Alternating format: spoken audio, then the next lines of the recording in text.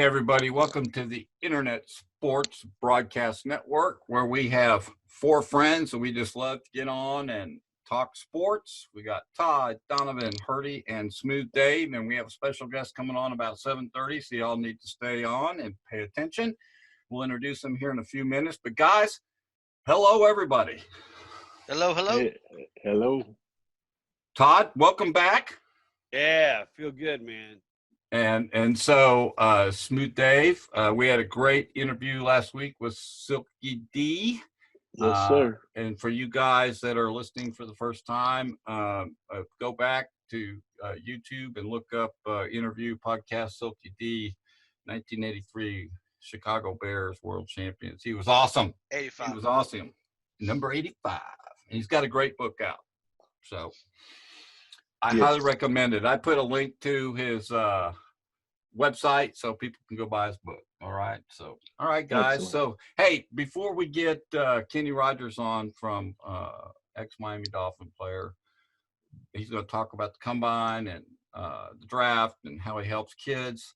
Let's talk a little bit about baseball. We've been putting that off for 2 weeks. So, let's talk a little bit about what the poor Houston Astros are going through in spring training. Anybody want to chime in a little bit? I wouldn't use the word poor Houston Astros. Okay. They brought this on themselves. Yeah, they're getting the pitches are kind of straying out of the strike zone a little bit, aren't they? Yeah, they sure are. Some guys are getting the ball thrown at them at the plate, and there's a lot of booing going on in the stands. And my understanding from reading some articles is this is going to continue through the season. Oh, I wouldn't doubt it. There's fans, banging whatever they can. Heckling them from behind the fence. Yeah. Basically calling them losers. Yeah. Thank God there's a fence between them and the bat, right?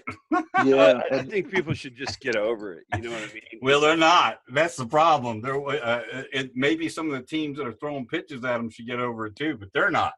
Well, why do you think they're making such a big deal out of it? Honestly, They cheated. I mean, they got caught cheating. Yeah. well, Dave, isn't this kind of like a accepted kind of thing that everybody does it? That it's accepted in the industry. Now, I agree with you to a point because I was thinking about this yesterday. When a man gets on second, what do the pitcher and catcher do?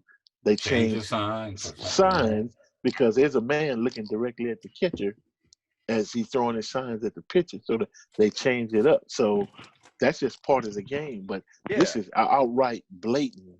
Yeah, this is camera. This is cameras flying in on the pitches at home field, and the batting averages. I told you guys. I think I read this a couple of weeks ago that the batting averages at home were just unbelievably good compared to on the road, even though they won 108 games. So whatever. So you're saying that it definitely tilted in their favor. Well, there's a lot of sports people talking on shows that it didn't make a difference, but I'm telling you, if you know what pitch is coming, you've got a good chance to do some damage. Those guys are too good. They're too good. If they know fastball's coming or curveball's coming and they have time to adjust to it, think about how good of hitters they are when they don't know. So, Donovan, you're being awful quiet, brother. Well, they all cheat. And no, here's the reality of it. They all cheat. They just got caught, and they were doing it better than everybody else, and it pissed everybody else off. I'm going to leave it at that. There you go. All right. But you know what? Maybe I'm not saying it's right. I'm just saying they got caught, and then they opened up Pandora's box, and they let the beans out of the bag. You want to call it whatever you want to call it. But they're the scapegoat right now. But I think it was good for the game because the light needed to be put on it, and hopefully it'll clean it up a little bit to the point where it's not insane with the way they were going off the rails with it. I just need to armor up. You know what I mean? Armor up and just roll with it. I think that's right. I think, Todd, that the players just need to keep their mouths shut, their heads down, swing the bat, throw it, catch it, and play through the season and put up with it, because that's what's going to happen this year. Because obviously everybody's if you look at the spring games, there you go. Well, I think another thing, too, that kind of rubbed people the wrong way is the way they came into spring training. with no remorse, basically, for what happened, and that kind of, sent people over the edge even more, you might say. I'm laughing. I'm laughing because they're getting that dose of there's people heckling them saying pull his MVP, give it their judge. Altuve, they're saying give back the trophy. I mean, they're heckling from the stands like stuff that would just make you angry. Somebody needs to come up with like a redesigned like Astros logo and just make it into like a bullseye. Or put it upside down. No, I'm kidding. Yeah, that'd be cool. Target. Good time to hire Target as your sponsor. No, I'm kidding. Yeah. Whatever. So here's a question. Yeah. How do you think they're going to do this year? Great. You do? No, I management change. They still got good hitters. They're still a good, solid team. They lost Cole, right? They won't do as good as last year. I predict they'll win back 85 games probably. Okay. They might finish about second or third in the division, and they may surprise us and win it. But there's some other good baseball teams in that division. And the penalties that they've incurred for hurt them. Incurred for for the sign stealing. I mean, that stuff is staged over the next 3 years. Yeah, they're. You've got Oakland in that division, the Rangers, Seattle. All those teams have done a pretty good job of putting some players on their team to help them. They're in a tough division this year. It's not the best division, but it's a tough division. So we'll see. They're going to get just hammered every road game they play. I mean, they're going to get yelled at, heckled. They're going to have to be tough guys this year. Yeah. Yeah, I'm laughing. I can't help it. It's fun, man. I'm sure they're prepared to deal with it. I mean, they are. Just keep your head down, play ball. Yeah. So run the first, cover your head on the way back to the dugout. Any early predictions on World Series teams? You can't look past the Yankees. All right, so I'll go Yankees, Dodgers. Yeah, well, I think the Dodgers are fine, but I still think Milwaukee's got a good team to look out for. I don't think Boston. I don't know how Boston's going to do this year. They're a better team than they played last year. Yankees got such a good pitching staff, and so do the Dodgers. But the Washington Nationals, did they get rid of everybody after they won? I haven't paid attention to them. If they still got that team intact, they'll be pretty good. They've got a good pitching staff. So I say the Yankees and probably Dodgers just to be safe. We'll see. How about those Rangers? I think the Rangers will be there. Negative. I'm just kidding. I don't even watch a lot of baseball, but I can tell you, no, hey, not gonna happen. That's my team. That's like pulling for UT, isn't it, Donovan? Exactly, unless it's the last 5 games and they've been whooping butt. Yeah, I know they've been doing good, man. They beat Oklahoma, didn't they? At the buzzer. Yeah, that little off the backboard 3-pointer, boom. All right, guys. So we're waiting for Kenny to come on, I guess, Dave, right? Yes, sir. Okay. So, yes, sir. So hey, speaking of, we're about to roll into March Madness. The best time of the year for college basketball. Hey, do y'all know how to do the brackets? Oh, yeah. Smooth Dave, you going to help me with my brackets? Man, I'm no good whatsoever. Well, let me tell you, the teams there's so many different teams playing. They play good one night, bad the next, and everybody keeps getting beat on Saturdays that aren't supposed to lose. What are you supposed to do with I just need help with the brackets. Donovan? Let me give you a little hint. Okay. So if you're in a bracket group, right, and you don't really know what's going on, just pick the first seeds through to at least the final 8 and then go with your gut or whatever. And the rest of them, like obviously one's going to beat 16. I mean, two's going to beat 15. There's rarely upsets. If you don't know what's going on, just pick the favorites in all of them, and you'll probably win. So yeah, unfortunately, that's the way it usually ends up. And this season though, it's been so up and down and sideways. It's crazy. I've never seen anything like it. I mean, to me, I've watched Baylor and I've watched Kansas, I watched Kentucky, I've watched Auburn. I watched one of their Auburn games when they were one, and there's really not a. I would even put Kansas as number one. There's like 5 number ones right now. To be honest. Well, I watched the Auburn Kentucky game this weekend, and if Auburn could ever make free throws, they'd be in every game. Kill them. They're a good basketball team, but Kentucky looks pretty good too. So, yeah.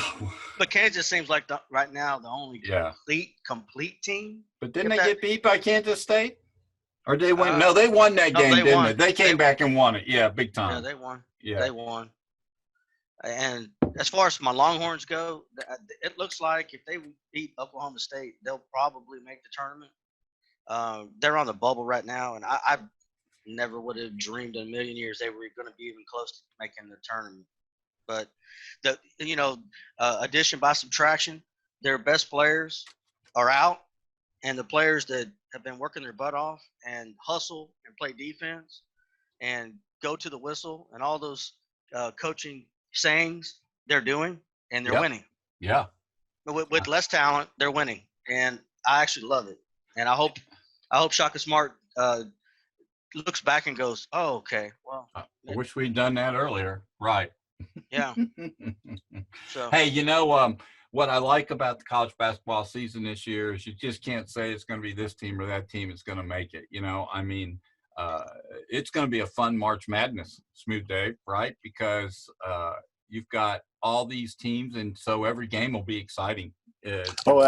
Absolutely. It's not like you got 2 or 3 dominant teams that are just going to run over anybody. They're going to have to play to win. And depending on where you get seated could be short-term. Short-term deal. So yeah, and I think it'll kick off with the conference tournaments, which will be starting fairly soon. Yeah, you'll see some upsets in those, and that'll affect the seeding in the tournament, and then we'll get into the tournament. So I'm pretty excited about it. I am too. Do we know anybody, Dave, in basketball we can get on? Oh, I'm already working on it. Okay, cool. Yay. Yeah, guys. So our little sports show's getting some pretty good guests on it. So you guys should be happy about that. It's pretty cool. There's not very many people can claim to get these kind of people on their little podcast. So I'm pretty excited about that. Very cool. It's very cool. I'm trying to get us a baseball person for next week. Okay. And maybe even another football person for next week. So okay, cool. All right. Could be an action-packed show next week. Well, let's talk about, while we're waiting for Kenny, let's talk about the combine a little bit, guys. Did y'all watch any of the football combine yourself on the sports channel this past week? I did. Yep. I did watch a little bit. What I appreciated is that they moved some of the drills to more prime time. Yes. For viewership reasons. Yes. And I actually recorded, because I like watching the guys running the 40s. Yeah. And man, I think it was one lineman that ran. I mean, this dude is huge. And he ran like what, 501? I thought it was like 4.8 or something like that. Man, but it was quick, but the guy broke that record with running 4.36. Yeah, I mean, it was just. That guy was. I couldn't believe how fast that guy was. Yeah, for his size, you were thinking, no way he can run like that, man. Well, it just lets you know how athletic these modern day athletes really are. Yes, they are. We see playing the game. Yeah, it's insane. The bigger person. So, doing that. First round choices, guys. What do y'all think while we're waiting for Kenny? Do you think I was looking at it looks like the defensive players are going to do pretty well. They had Davidson, Auburn. Is that right? And the other guy, the defensive lineman that were so good. Who are they saying? Who's saying it's going first this year? Anybody know? Oh, Joe Burrow's going to go first. Yeah. Okay. Joe Burrow's going to go first. Tua is probably absolutely second, or young from Ohio State. I would probably, if I was going to take a person in the draft other than Burrow right now, I would take Young from Ohio State because he can do things I don't think anybody in the last 2 or 3 drafts can do. As far as his athletic ability, and I think he's still raw too. and that's Oh, absolutely. that's what's scary because I mean he's a physical specimen, but his technique seemed like every game his technique got better. And So Donovan, let me ask Yeah. you this: the looking at Young, he falls in the line of the Bosa brothers coming out of Ohio State. They Yeah. just got a pipeline for those Yeah. freakish athletes. They do. You know, on the They do. defensive line coming out. I don't know exactly. I don't remember where he's from, high school wise, but Ohio produces a lot of good athletes too. The Bosa brothers, both of them, I think they're a little different type player than Young. Young has he's more athletic, a little bit less power, but I think that power will come in time. Being in the weight room, I mean, 5 years from now, it's scary to think what Young could be like with his athletic ability. Yeah. But the Bosa brothers, I mean, both of them. I mean, the younger Bosa going to was it San Francisco? He went to he changed their whole defense. I mean, literally. I mean, you have to scheme for him. Oh yeah, absolutely. He was always in the backfield. Yeah. And when you have one player like that, for me, like with the draft, of course, you got to have a franchise quarterback to do anything in the NFL. I mean, there's only been a few times that Dolphin when they won, with Tampa Bay. I mean, there was some mediocre quarterbacks, but you got to have a great quarterback to win the Super Bowl if you want to even have a chance. But quarterbacks coming out of college, they're at like a 20% clip for being successful, and everybody wants that Patrick Mahomes, right? But if I was a draft person, if I was drafting for a team, I would pick an offensive lineman, a defensive lineman, a transcending corner, transcending linebacker, or defensive end, defensive lineman before I would pick a running back, a quarterback, and receivers. Because I would, unless it is somebody that is a no-brainer, like a Peyton Manning that comes out. I mean, there hasn't been a lot of those that could have probably started as a sophomore in college. But like Joe Burrow, I mean, he did great for 1 year. And if he plays in the pros like he played in college, then obviously he's going to be successful. But you got 1 year of tape on him, and they had the most prolific offense I've seen in a long time. So he's kind of a no-brainer, but I'm still kind of skeptical on him. I mean, who knows? But if I was drafting first, I would be drafting a left tackle, a defensive end that can disrupt.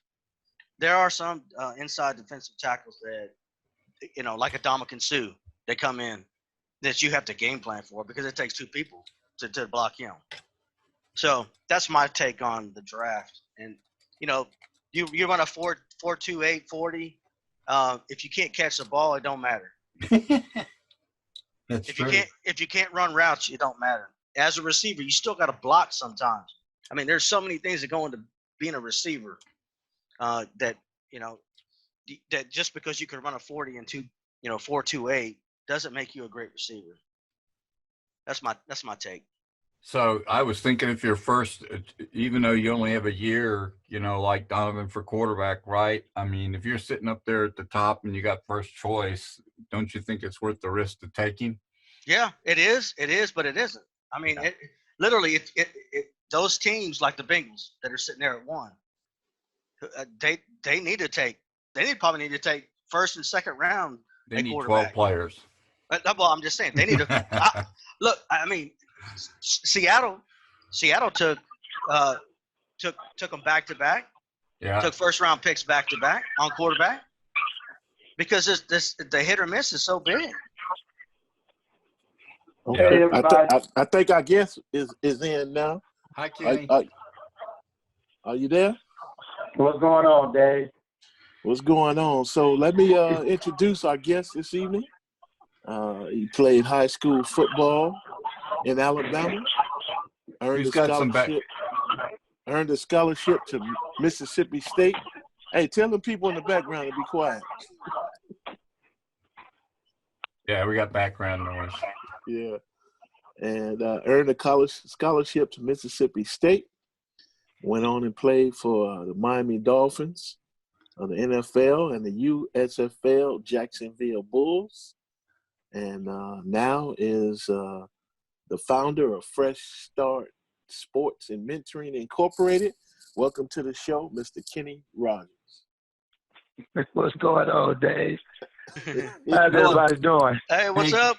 Hey, Kenny. How are you, sir? By the way, you've got Todd. You've got Todd, Donovan, and Hardy. And to remind you, Smooth Dave and I talked to you back. Oh my gosh, I think it was back in like 2005. You were on a cell phone while we were covering the draft, and you were helping us with the players or talking about it. That was very cool. You know, I thought that was you. Thank you for coming back. I really thought that was you, but couldn't believe. I thought that was you, though. How's everybody doing? We're doing fantastic, man. Thanks for coming on and joining us, my friend. No problem. No problem. We need your help. We're over here talking about the draft and the combine, and we're lost, and we've got some things figured out, but we need to hear from you on this, man. What impressed you? What didn't impress you? What's going to happen to quarterbacks and all that fun stuff? Can you help us out? I can do the best I can. So, you know. I love that. So I go to the combine every year, and because I got friends that played, and some are in the league coaching. Like Carl Dunbar, the D-line coach, is a really close friend.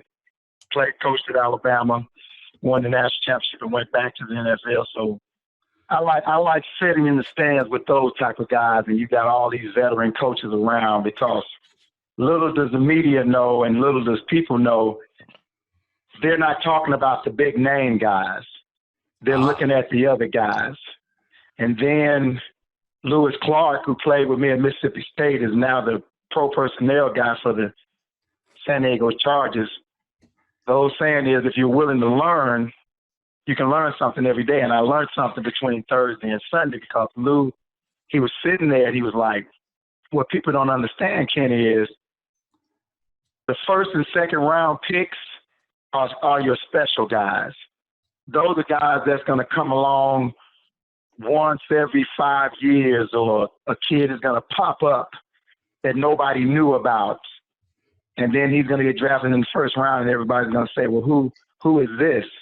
Well, he also said then, he said after the first, second, and third round is you find some guys that may slip because of character issues or things they've done in college or things of that nature. He said, but after the third round, you build your team with the fourth, fifth, sixth, and seventh, and free agents.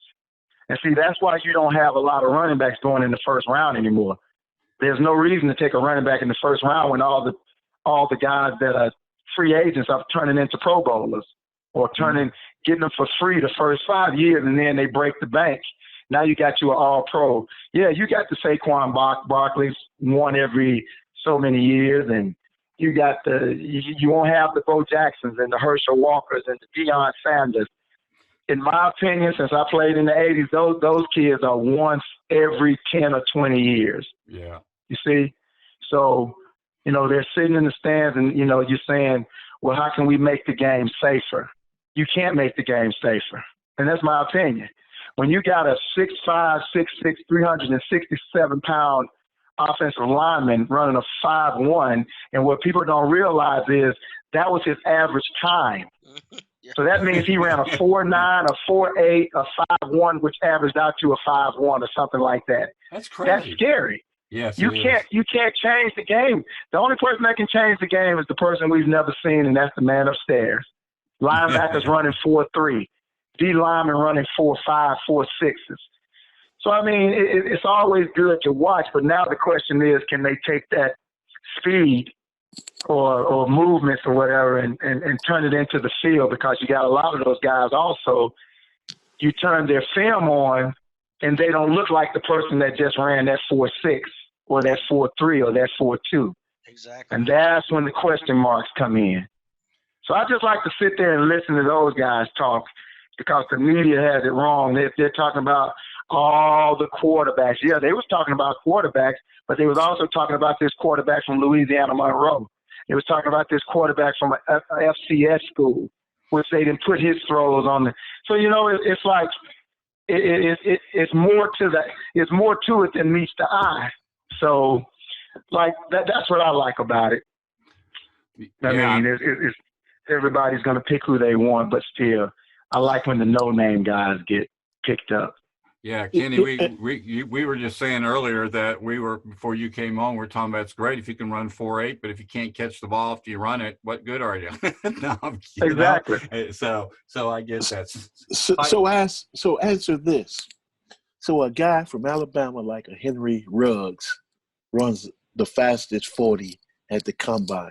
Now, there's little doubt that guy can catch and run routes. Do you think he made himself money at the combine this past weekend? He absolutely made himself money. He made himself money, and what's so crazy about that is he wasn't even the go-to guy at Alabama. Nope. See, that's the part that's scary. He wasn't. Jerry Jeudy was the go-to guy, and Jerry Jeudy ran a 4.4 something. And he'll go before him in the draft. And he'll go before him. Yeah. Let me tell you what happened. He should. Henry Ruggs ran that 40, and one of the scouts came and we was walking, and he looked at Dunbar. He said, "You know what?" He said, "If you look at that tape again, when Henry Ruggs came out, when his plant foot came out, right first and then left, the left foot slipped. He slipped and ran a 4.27." What? So everybody now thinks he's going to be in the 4.19, 4.20s now when he gets home, because you get back home. See, that turf in Indy is known to be slow. That's why a lot of guys don't like to run, because they roll that tarp down. Now, whether they do it on purpose, nobody knows. But you run slow, you lose money. You run fast, you make money. That's the name of the game. But that's why a lot of guys choose not to run. So just the thought of, if that is true and he ran a 4.27, what is he going to do when he gets home on his own turf with his friends yelling and he gets geeked up? That's scary right there. That's scary. Yeah. So yes, he absolutely made money, and it was a buzz. It was a buzz as well. It was a buzz. Like, he wasn't on people's boards before then, but after that he was, because like you said, Dave, he can catch. He can catch, and everybody knows that. But he just wasn't the go-to guy. So yeah, that's scary. That's scary. Yeah. Alabama had 3 or 4 great receivers. They've got 8. They've got 8. So, they're talking about 3 or 4. They got 8. They just aren't playing right now. Yeah, well, that's true. Yes, but you know what's scary? You know what's scary though? Talking to Dunbar, sitting in the hotel room late at night, talking friends you haven't said, and you get on the subject. I said, Coach Dunbar, how good is Alabama? Like, I'm not a Nick Saban fan because I played at Mississippi State, but he's the best. He's the best coach in college football. You give respect where you give respect. But how good is Alabama? He looked at me and he said, Kenny, I'm going to tell you this right here. Alabama has kids that's red-shirted that could move some of the guys out that are playing there now, that are starters. Wow. And then that's when I speak on when I'm talking about the kids recruiting. It's always a reason why you're being red-shirted, and some kids don't get it. For the most part, you're getting red-shirted because you're just not ready. You're not big enough. You're not strong enough. You're not fast enough. But the other reason that you can get red-shirted is, I know this kid is going to play.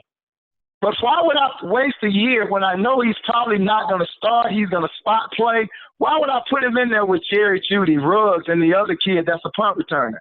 Why not let them leave? Because I know they're leaving their senior year. Now I still got this kid for 4 years. And he said that's the way Nick does it. Guys, he's redshirted, can absolutely play and sometimes beat people out and start. But he chooses to have them, and that's why the old saying is, we don't rebuild, we reload. Jerry Jeudy is gone, Ruggs is gone. We just don't reload. We may not even miss them next year. I know that's crazy to say, but look at Alabama. Yeah. And trust me, I hate saying all of this stuff, giving them credit, because they beat the brakes off of us every year. I mean, it is what it is. Mississippi State, it's the truth. Hey, But, can you repeat everything you just said about Alabama for me? I swear, fair, y'all, Smith. I hate Not that. fair, Smith. I hate that. I hate it, but it's true, you know. Yeah. Hey, so It's true. hey, Kenny, give us when you're sitting up there watching the combine and you're sitting with these coaches, and this is Hurdy, by the way. Tell us what kind of checklist they're going through, what kind of notes they're taking, what they've looked at film. Obviously, they're spotting a certain players that they're looking at for their team. What kind of checklist do they go through? Well, you know, the kids get there early, so of course the first checklist is the character issue. That's already done before the 40. The character issue, did he graduate or was he close to graduating? Friends, the old saying is, show me your friends, I'll tell you who you are. And that's what these kids don't understand is they know everything about you. It's called NFL security, which is the FBI. Each team has one. So Yeah, absolutely.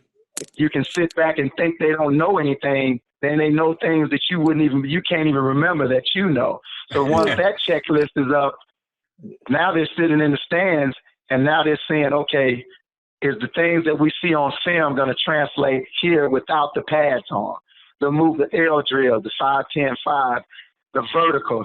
Bench press, I don't really get caught up in that because teams can get you strong. Everybody got a weight room. But, yeah, you bench 35, 40 times. But I always tell my kids, look, you got a choice. Do you want to bench press 50 reps or you want to run a 4-3-40 as a running back and raise your stock because they know they can get you strong. They don't have time to get you fast. And that's just my personal opinion. Yeah. But once those checklists are out, then you see the coaches in the stands with their clocks. Like they're holding their clocks. And anytime a kid does good, all you got to do is look at a coach and he looks at another coach who looks at another one who looks at another one. You know that's a good time or a great time. He's trying to make sure, did I get this right? What did you get?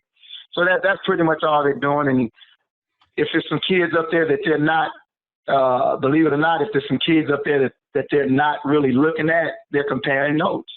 That's the one time they compare notes with teams against teams before the draft that I saw. And Dunbar told me, yeah, we do compare notes. I just want to kind of see what they say about this kid. So that's the things that they're doing sitting in the stands. And trust me, I was sitting there trying to look, listen, and learn, even though I'm not going to do it, but it's still good to have certain knowledge. So when you're trying to talk to the kids that's getting ready to go to the combine, you can say things that they may hear again from the scouts when they have their interviews, and it helps them out with their confidence because then Coach Ken told me that. So, yeah, that's right. Well, they don't know Coach Ken got it from Coach Dunbar, who I heard tell Coach such and such at Dallas, and now it sounded good, so let me tell you. So, yeah, that's right. Pretty much what they're doing. Yeah, and that's a perfect segue to talk about what you do now in working with kids. Explain to us about what you do at Fresh Start. Well, what I do at Fresh Start is my company is called the Fresh Start for Athletes. Everybody gets in trouble. Everybody needs a second chance. High school kids, I won't talk to a high school kid. I won't look at a high school kid's film until their senior year is over with. I just won't do it. Now, why? I have parents want me to look at their film in the 10th grade. No, that's too early. Because if I did look at it, the first thing I ask them is, well, what are you looking for? And this even happens when a kid doesn't have anything, because I won't talk to you until your senior year is over with, and you can't have anything. You just can't. Nothing on the table. So the first thing I ask the parent and kid is, what are you looking for? Remember, you don't have anything now. You don't have anything. Well, Coach, I want to go to Alabama, Auburn, Florida State. Well, we can stop right there because that's not going to happen. It's not. The realistic of it is if you play 4 years and you don't have anything on the table, don't think about D1. And that's the biggest problem I have. Everybody wants to throw D1 out there. But my question to parents and kids when I'm speaking to them is, what's the difference between D1 and D2 and you've never been to college? Well, they have better athletes. Okay, you think so? Okay, we know Alabama got better athletes, but let's take a look at something. Let's look at West Alabama, which is a Division II powerhouse outside of Tuscaloosa and Livingston, Alabama. Mm-hmm. One year they went 2-9. The next year, Tyreek Hill got in trouble at Oklahoma State and left there and went to the Division II West Alabama and rushed for 2,000 yards and 25 touchdowns, and they went 9-2-3 and went to almost the national championship. Can you tell me they got better athletes now? Yeah. They don't understand that.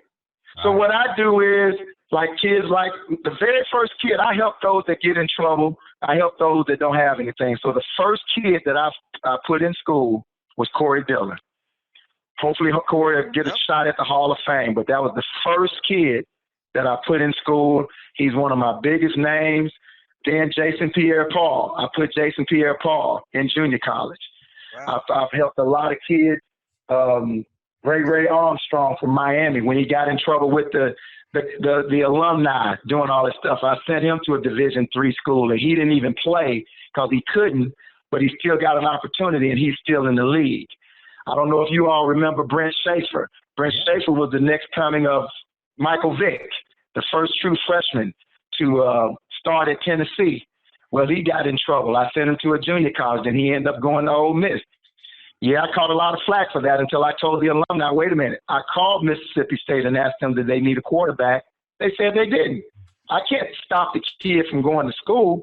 So, Tyreek Hill, when Tyreek left Oklahoma State, he went to West Alabama. He actually, when he got there, it was so late. He roomed with my nephew, who was the cornerback coach, and I mentored him through his whole season there, talked to him. He was in trouble. Now, just kind of calm down. So I'm called a second chance youth, second chance business. Coaches will call me, scouts will call me and say, just recently I got a call. This kid's name is Iyabi Anova. He played at Alabama in 2018, played 6 games, had 4.5 sacks, got in trouble. He left, set out 2019, went to University of Houston. Just got kicked off the team again. I had a coach call me and say, Kenny, I'm going to give you this kid's number. You tell him I told you to call. If he talks to you, fine. If he doesn't, fine. Well, a kid like that, he got in trouble. So, everybody deserves a second chance, but when you keep doing something over and over again, you got to question it. So when I talk to kids like that on the phone, I just go straight at them. It doesn't matter to me if you like it or not. I go straight at him. The worst thing that can happen, you hang up the phone, I go to bed that night and I can sleep. Yeah. But if you listen, I can help you. Well, now this kid is listening to me. He's listening to me. So he'll get a third chance, which I told him, you run all your credit card out. You won't have any more on your card now. This is it. So, that's what I do. The kid from De'Aaron King, who just left Houston and went to Miami, just spoke to him the other night. He just lost his dad, and then his mom has cancer. He doesn't know anybody. He just needs somebody to talk to. And a coach called me. That coach and said, just call him, Coach Ken. So that's what I do. Is I got a bunch of kids in the XFL, which, by the way, I absolutely love. I love the XFL. So, I just try to help those that try to help themselves and sit back and watch them. Just look at them produce. Like Corey Dillon calls me all the time. Plays golf now, has 2 little girls. And Corey had a situation where he could have been a top 10, top 15 pick. But driving in his new car, gets pulled over. One of his friends had some marijuana in the back seat. He fell from a first-round pick to a second. I always ask him, you made that $30 million up yet? Nope. I've been out for 12 years, whatever years. It doesn't matter. You need to pass it on to the next kid. So just let them understand. So that's what I try to do. I mean, Akeem Hicks for the Bears, I put him in junior college, California. He went to LSU, got in trouble. Then he had to go and play over in Canada. Jordan Howard, when Jordan left Indiana, I knew him from being in Birmingham at UAB. He ended up at Indiana, came to Chicago. He comes to the facility and just talks to the kids and let them know, you got to do the right thing in the classroom, on the field, and off the field. So that's what my company is based off of, and that's when you work somewhere and you like what you're doing, because I've listened to you all's podcast, and I love it. Dave sends it to me, and I'm sitting there laughing Good. But I can Yay. tell you all enjoy what you're doing. Yes, sir. Well, when you enjoy and love what you're doing, and then you're helping young men and women, because I help young ladies get in school as well, priceless. That's priceless. Yes, So sir. that's pretty much what I do. Yeah, and Kenny, I mean, how rewarding does it make you feel when, and I know you just kind of talked about it in the story, but how rewarding is that to you inside, knowing that you're really helping people get to a next level in their personal life? Isn't that cool, whether it's sports or not, right? Well, I got a kid, Quincy Black, and I got a lot of kids. I'm at 294 kids since 1995, right at 300 that I've helped get in school. But Quincy Black lived the title of Cinderella. And what I mean by that is, and it's sad to say, but I'm going to tell you, it's like he wasn't treated, his mom and dad wasn't around, so he lived with family, and he wasn't treated the same way as the other kids. Okay, he wasn't treated the same way. So I got Quincy, and I sent Quincy to a Mississippi JC. He played at a public school in Chicago, Kenwood High School, which they are great right now. But in his era, I think Quincy said he won 7 to 8 games in 4 years. Wow. 7 to 8 games in 4 years now. Sent Quincy to a junior college in Mississippi. Quincy didn't really want to be there, but he knew they couldn't kick him off the team, so he stayed in school and got his hours. I brought him back to Chicago, put him in Harper. He ended up leaving Harper and going to University of New Mexico. Set all kind of records, broke a couple of Urlacher records.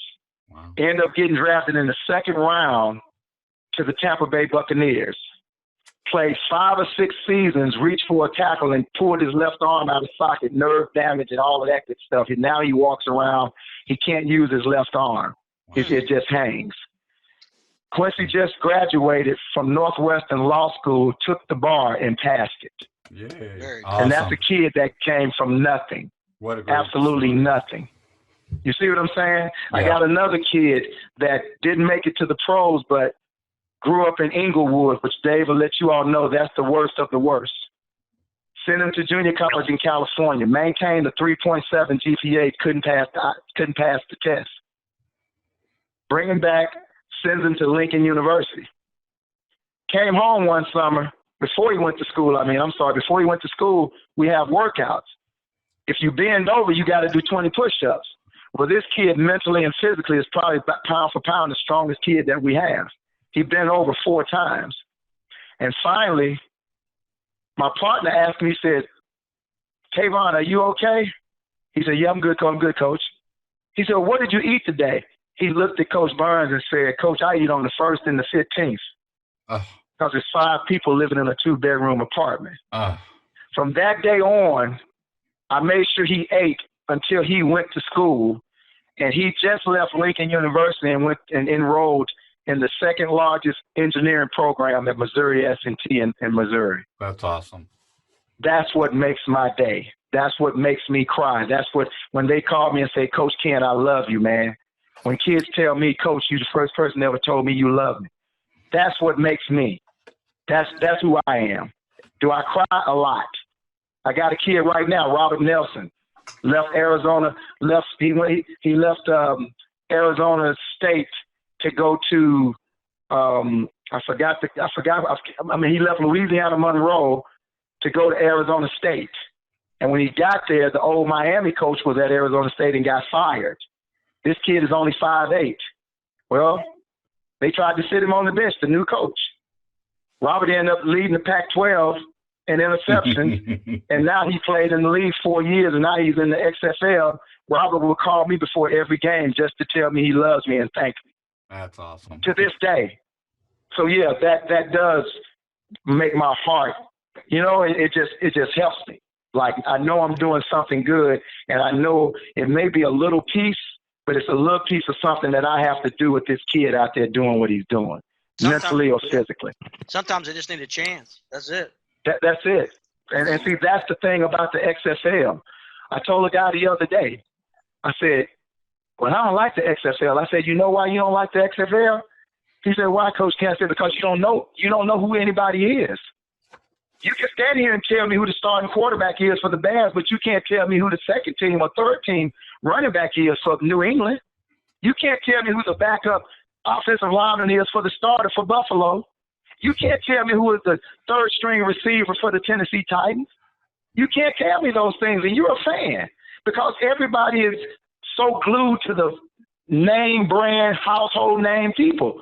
Those guys are not household names. Some of them are, but the ones that are not are going to be the ones that get the chance, and that's what I love. See, the ones you don't know are the ones that's going to get the chance because we don't know who they are, and that bugs fans because they don't know who is this guy. Then they start doing research. You don't have to do that research in the NFL. You know who the starter is, you know who the backup is, but you don't know who the third team guy is in the NFL. I know guys right now been in the NFL for 9 years, and all they do is run down on punts and kicks. Yeah, That's a minimum. That's a minimum of 500,000 to 800,000. I think we can live off that, right? I could. I know I could. Where do I sign up? I get killed on the first play. Yeah. So here's a question: what can you do for me? Yeah. What did you say, Dave? But Dave wants to know what you can do for him. What do can I I do for sign? you, Dave? Yeah, Oh, you got fresh hips now, buddy. That's yeah, right. I forgot about that. Yeah, he's We revamped. got fresh hips. We got to try to pull something off for you now. Fresh hips and everything.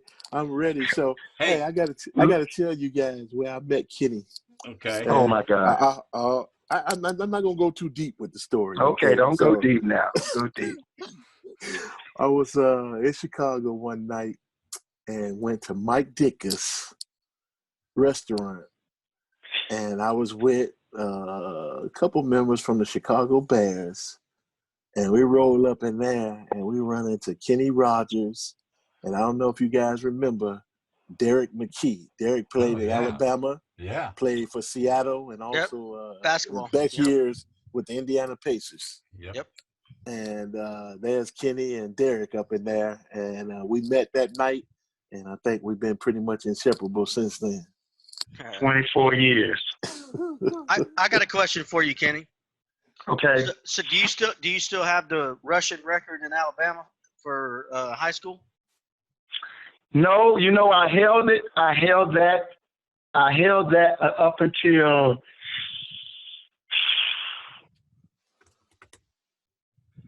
I can't remember, but I put it to you like this: I graduated in 1981, and I held it well over into the 90s, which I was very, very proud of with all the running backs that came through there. And I want to say Bobby Humphrey or somebody like that, either Bobby Humphrey or Kerry Good. One of those guys is the ones that did it. My goodness. No. It was later than that. So it was some kids that I really didn't know. It was some kids I really didn't know. 385 yards on 43 carries. That's it. That's insane. And we lost. No. And we lost. Oh, no. No. Let me add 4 touchdowns too now. Now that game that night, you had Bear Bryant in the stands. You had the old coach from Florida State in the stands. You even had Coach Ford in the stands from Clemson, if y'all remember him. Yep. It was 19 coaches in the stands, and they were all sitting together. And by halftime, when I had 200 and plus yards, Bear came to my high school coach and said, "I don't need to see anymore. I'm good." And when Bear Bryant left, everybody else left. Yeah.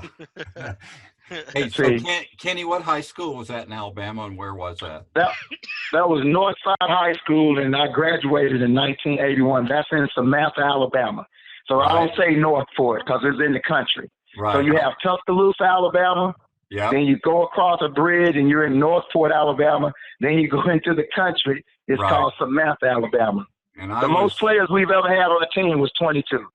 I was raised in Huntsville, Alabama, and played for Grissom. Oh, my goodness. Played for who? Grissom. Yes, sir. I know exactly where that is. Absolutely. Yeah. Grissom High School, right. Those were big rivals. Duffy Bowles played back, when I played those guys. Yes. There you go. Small world.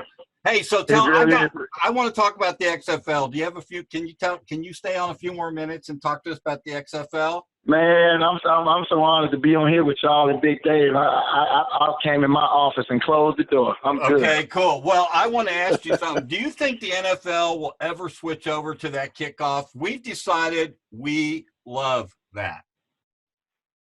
I really now that was a topic sitting in the stands as well. That Okay. right there, that was a topic, and I just can't. And you know, and you know what? One of the coaches said it, and one of the veterans said it. The only reason that they wouldn't is because of pride. Yeah. That would be the only reason they wouldn't switch, because of pride. They don't want somebody else to invent something before them. Oh, man, that's too bad because I love that. But that is the. I told somebody I would. You know how they line up for the regular kickoff? You got the front line, you got the two guys in the middle. Well, man, it's hard to block somebody when they're running full speed like that. That's just hard to do. I don't care what nobody say. And you get hurt. Man, I would love this. I would love that. My man is lined up right in front of me. Oh, my goodness. All you got to do is turn him one way or the other. It's up to the ball carrier to find the hole now. So, yeah. And the ball has to land between. Yeah, and the ball has to land between the goal line and the 20. So, you know what I'm saying? I mean, it gives it makes the guys actually take the guy in front of him, you know, instead of having to run down. And you got penalties on every single NFL kickoff, right? So why not do it? So why not? Exactly. I think it will. Personal opinion, though, I think it will, because since they claim with my fingers in there, they're trying to more safety. Yep. You can't beat that.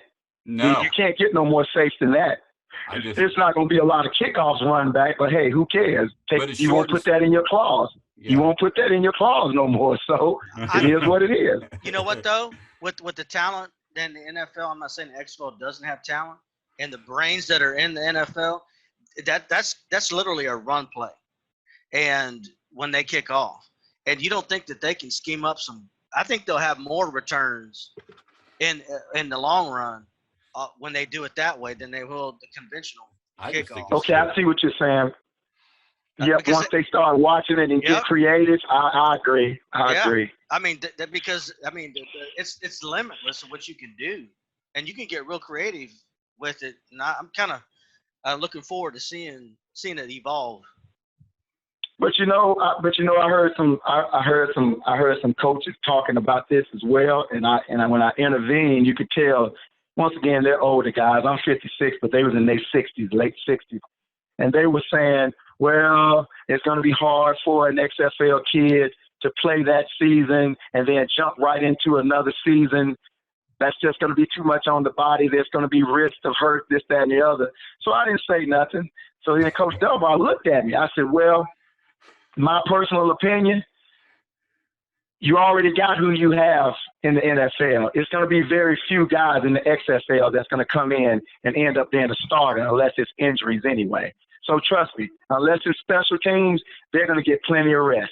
I don't see any XFL guys coming in and just moving out, quote unquote, a starter. Your starters are the $1 million guys. These guys are going to be $550. So I just couldn't see that. And then you could see the thought process on their face. And I said to myself, yeah, I got you on that one, didn't I? Yes. Yeah, I got you on that one. Because you see what I'm saying? You know, you may have a handful that come, and then, of course, if injury occurs, they could get on the field. But for the most part, a lot of them going to be backups. So when you're a backup, comes rest. You get rest. Yeah. So that's the way I look at it, because some of those guys are going to get called up. They don't have a choice. Some of these guys are really like the quarterback for Houston. I heard you all talking about this. He's great. What the quarterback, the coach, he told his daddy, that kid shouldn't be in the XFL, man. Why is he in the XFL? Literally. You can't tell me he can't be a backup on any NFL team out there. Yeah. Exactly. So I don't understand that. That part I just didn't understand. He could go to Cleveland. No, I'm kidding. He can start for Cleveland. He can start for Cleveland. He can start for Cleveland. Yes, for sure. We make fun of him for Kenny. He doesn't like the quarterback at all for Cleveland, and so I heard that. Yeah, I know. Okay. Hey, so I heard that. On the combine side of it, who really impressed you that was kind of under the radar? Did some guys that I don't know really how to ask the question, except is there some guys that impress you that are not really well known and you think they're going to do really well? The running back for the University of Memphis State. 6'2", 233, Ooh.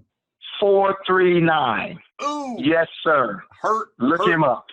I'd like to tackle him. Hey, man. That's like Henry.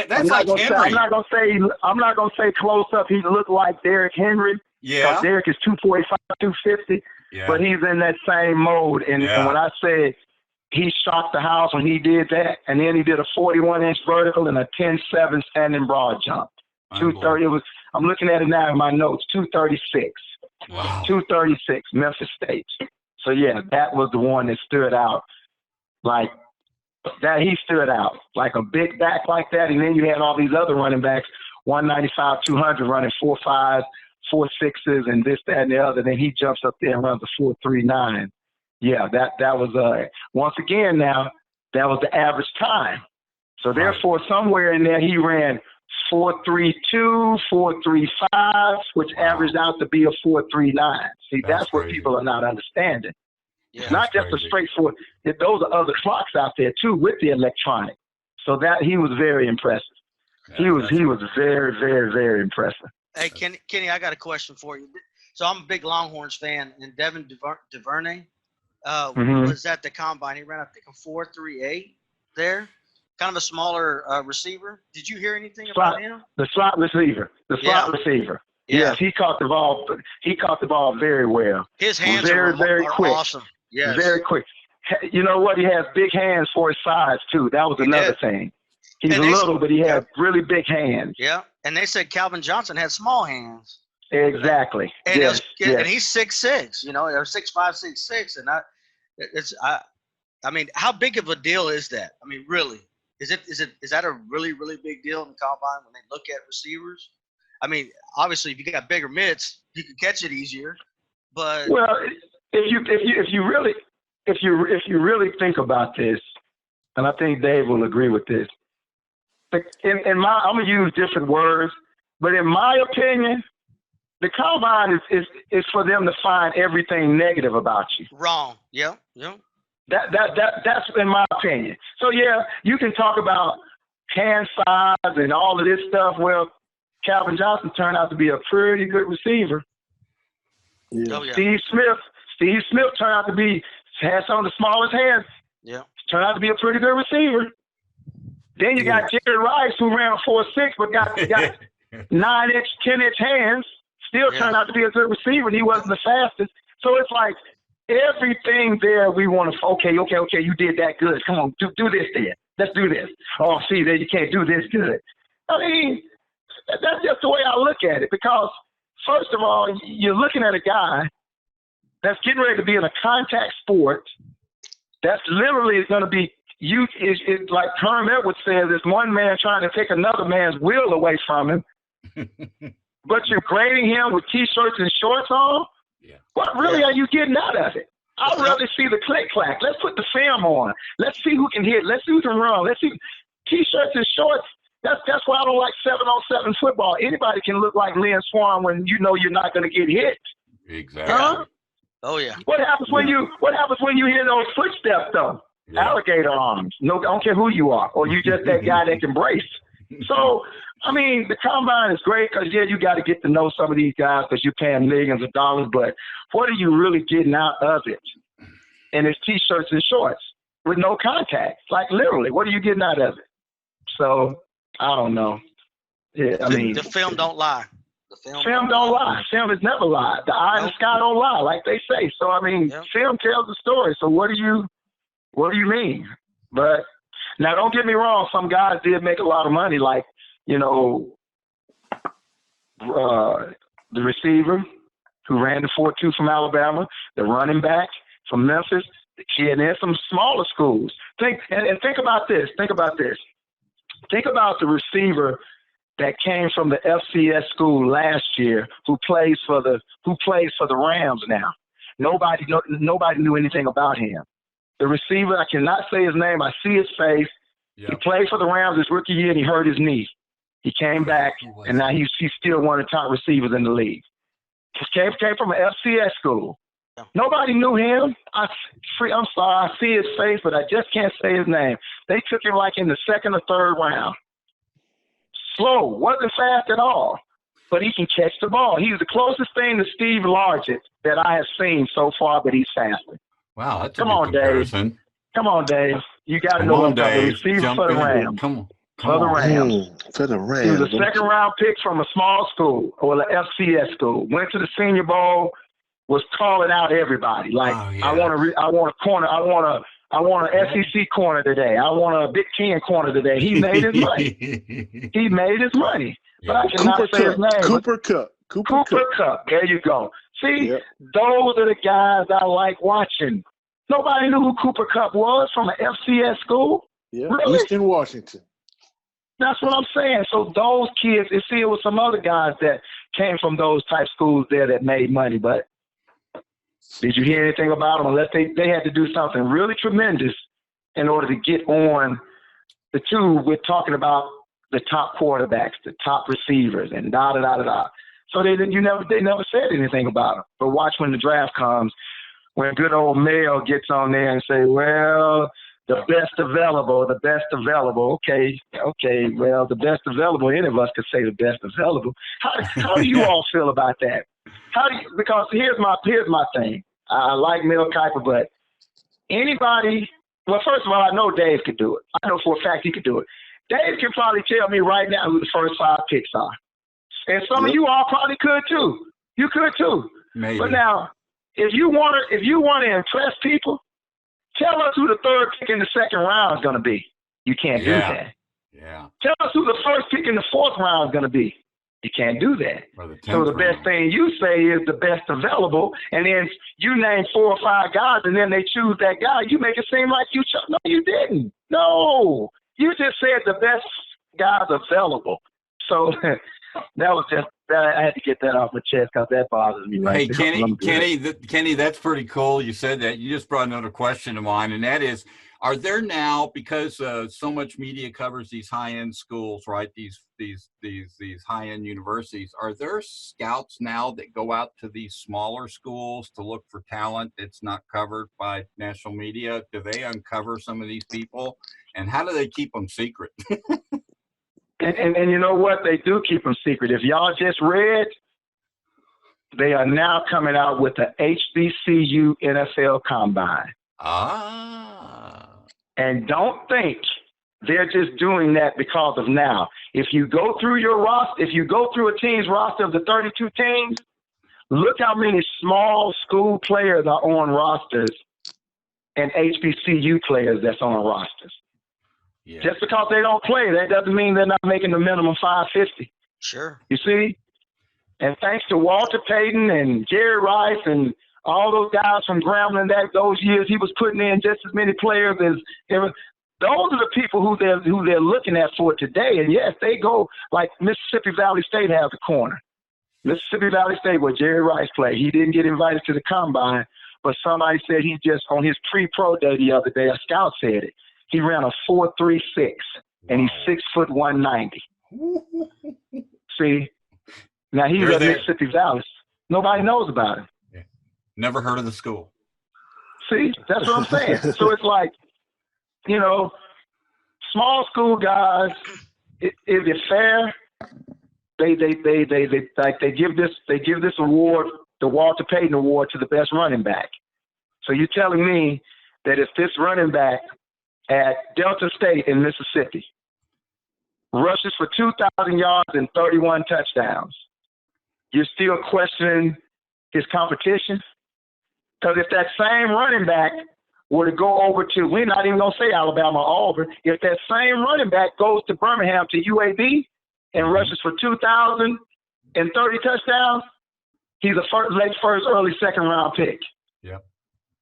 He goes to Alabama and rushes for 2,030 touchdowns. He's a top 5 pick. He's a Heisman Trophy winner. Thank you. He's a Heisman Trophy winner. So that's the only part that I can't stand. Is like, you always got to question competition. Well, okay, you got to question it, but football is football. Yeah. football is football. No, we ain't talking about Division III, but there's so many kids that's come out of Division II. Look at Malcolm Butler. Nobody knew who Malcolm Butler was. Nobody even knew Malcolm Butler went to West Alabama until he intercepted the ball in the Super Bowl, and they act like Malcolm Butler was the first one to go. West Alabama got 4 or 5 guys in the National Football League. Right. That's starters. So it's like that's not nothing new. But everybody thought, you know, they didn't know who it was until Malcolm. So when Tariq Hill did what he did, now everybody knows who West Alabama is now. Yeah. But they've been putting kids in the league. And Kenny, look how good Jacksonville State got by picking up SC players that didn't make the top end schools, and look how good they've become as a college football team in a different division. Let me tell you, they're a good football team. Let me tell y'all something, and I want you to remember this. Okay? I want y'all to remember this name. Zarek Cooper. Zarek Cooper from Jacksonville State. Okay? He played at Clemson. He backed up the quarterback who left after he lost his job, and he went to Jacksonville State, and he threw for 3,300 yards last year. Remember that name? 6'4", 230. It sounded 6'4", 230. See, remember him now. I sent him there 2 years ago. See, those are the kids right there I want people to look out for. Yeah. I just want you to look out. Just remember that now. Just remember that. Zarek Cooper. Got it written down. All right. Excellent. Hey, tell us about your catchphrase for Fresh Start. You got to want to. You got some apparel out there. And what's the mantra behind that slogan? Well, we use when I came up with that. You know, I speak. I go around and I speak, and one of my kids was like, "Coach, man, you always say you gotta want to." I said, "You do. You have to want to." I said, "That doesn't even pertain to sex. That's about life. Y'all gotta want to get up and do this podcast because I know you got families. You gotta want to. You gotta want to get up and go to work. You gotta want to do good in the classroom. You gotta want to be successful in whatever you're trying to do." So I just changed the lettering around, and I just put the letter U, the word want, the letter two. I'm sorry, the U, the word got, the letter two, the word want, and the letter two. You got to want to. And I stand by it. I stand by that with my parents. When I do seminars, I set the parents on the left side of the room, and I set the parents on the left side of the room closest to the door, and then I set the kids on the right side of the room. And I tell the kids, look at those shoes that you have on. How did you get those? And you know, a few of them try to say, well, I work for Coach. Where'd you get the money from? You bought it yourself? Where you get the money? Well, Mom and Dad, okay. They had to give you that money to get those shoes, right? What are you giving them in return? Good grades, okay. That's an even split. No, that's not. Parents, what are you doing over here? You're giving your kids everything they want, but are you giving it to them or are they earning it?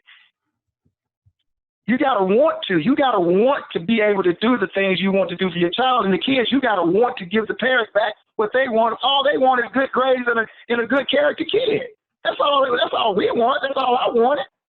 Yeah. But it doesn't matter if it's sports or football. You got to want to. How many days have you all come in as cheery as you all sound on the last 2 podcasts?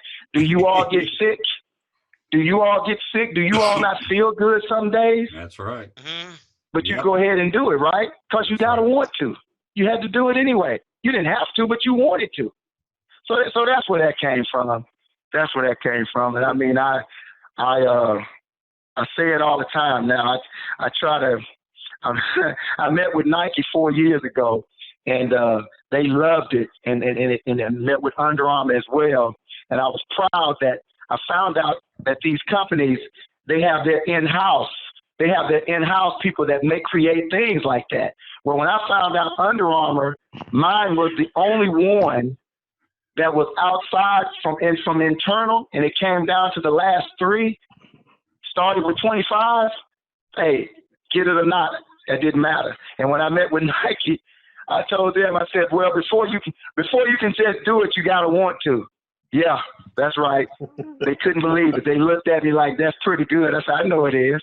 I know it is. Before you can just do it, you got to want to. Absolutely. So that's where that came from. Hey, so Kenny, do you have a website or something where we can check you out? Do you have Yes. a website with your apparel stuff and all that we can send people to? I'm going to link it on the podcast. So I just want to. Yeah, man. It's you, the word got, the number 2, the word want, the number 2.com. That's You got awesome. to want to.com. That's awesome. It. Okay. And you can actually see you can see the majority, you can see a lot of my kids on there. I post them on there. When I help them get in school, I always kind of put it out there on my Twitter page and my website, just for parents to see, if they need help or whatever. So, yeah. Right. That's nice. And I saw you got some women's apparel, too, so that's awesome. I got the women's. The wife wasn't going to let that happen. Oh, yeah. Hey, Kenny, well, I'm going to tell you all this, man. I'm going to say this because Dave sent me the link, and I was actually in a meeting when he sent the link. So I clicked it on, put my earpieces on, and I started listening. And this is the very first one, like 2 weeks ago for me, as far as the ones that I got. And, man, let me tell you something. I'm sitting there listening to you all, and I enjoyed that so much that tonight me and my partner own a CrossFit facility in Chicago as well, where we work out athletes and then we do CrossFit for adults. So when you know somebody 25 years, Dave texted me, and all Dave said, you all, was, "What are you doing?" I'm standing there, and I said, "Dave wants me on the show. Dave wants me on the show. Dave wants me on the show." Because he never says that. That you know what I'm saying? That's not how Dave talks. He doesn't talk like that. Yep. So I didn't say that. I said, "Dave," and I wanted to get on the show so bad. He just didn't know it. So when he called me, you know how you play dumb, like, "You just won this car, Kenny." Okay, really? I know I did. I'm not gonna let you know it. So he said, "Well, you know how smooth Dave is. So what are you doing? So what are you doing?" I said, "I'm not doing nothing. Get ready for this class." He said, "Oh, okay. What you need, Dave?" He said, "Well, you want me on the show, Dave?" He said, "Yeah." I said, "What time?" So I just want y'all to know I'm going to continue to listen to you all. I'm going to continue to send this thing out to as many. I want athletes to hear it. I'm going to send it to Derek. I'm sending it to Derek. I'm going to send it to some of these other guys. I'm going to send it to Doug Williams. I want y'all to get people like that on there, man. Because we want everybody we can get. Such a good friend, man. I sent him players when he was coaching at Grambling, and now, he's a big executive, and he still picks up the phone for me. He still tells me he loves me. He still calls, and I want to get that involved with you all too, man, because I just love it. I love it. Well, we would love to have you back and with some more stories, and we would love to have those other guys on. We've just been building this. This is our 13th podcast. We just decided as 3 friends we wanted to get on and start recording sports shows that were different from what you get on mainstream, and thought it'd be a little bit fun just to hear from some light people. So there you go. That's what started. Wow, man! Thank you very much, man, for coming on. We enjoyed it and certainly appreciate it. And man, I had a lot of good insight tonight that we certainly appreciated, especially some firsthand knowledge of what was going on at the combine. So we greatly appreciate it. Yeah. What I'm gonna do is Dunbar just called me because we got to set something up. Dave, I'm gonna give him the link and then see would he have time to do something with y'all too, man, because he loves to talk. Oh, okay, Lord, good. He loves to talk. Y'all just got to get ready, man. We'll get ready, man, like for real. Right. Yeah, Carl is coaching with the Pittsburgh Steelers for you guys. So Right. Yeah. We'll take him. We'll take him. So, anything I can do to help, y'all just let me know, and I really appreciate y'all, Dave, asking me to come on because I wanted to get on this anyway. No problem, man. We'll share out your link. We'll share out your link. Thank you, sir. And catch up with us sometime. I'm going to get Smooth Day. Give me your email. I want to say hi to you personally. Yeah. And okay. Stuff. Okay. So thank you. Okay. Y'all have a good night, man. Thank you. All right, Dave. Love you, big fella. Hey, man. Likewise. Okay, brother. Bye-bye. All right. Bye-bye. So, hey, guys. Yeah, that was cool. Pretty fun, awesome. Isn't it? What do you think of that, Todd? Huh? Well, I mean, that's pretty cool because it's like when I go back and reflect on early life too, some of the most important figures in my life were my coaches. Yeah. And I mean, here's a man that's taking kids and, giving a third chance. And it's very inspirational, because a lot of times, sports is the avenue to leading a good life, because you learn so much in sports. I mean, there's a lot of sacrifice, but you know what? You got to sacrifice first, and then you get the rewards. And so you're really teaching, kids that as adults, you got to put in the time, you got to put in the effort, and then you can reap the rewards. And I see Kenny is doing that. Yeah, he's had a lot of success.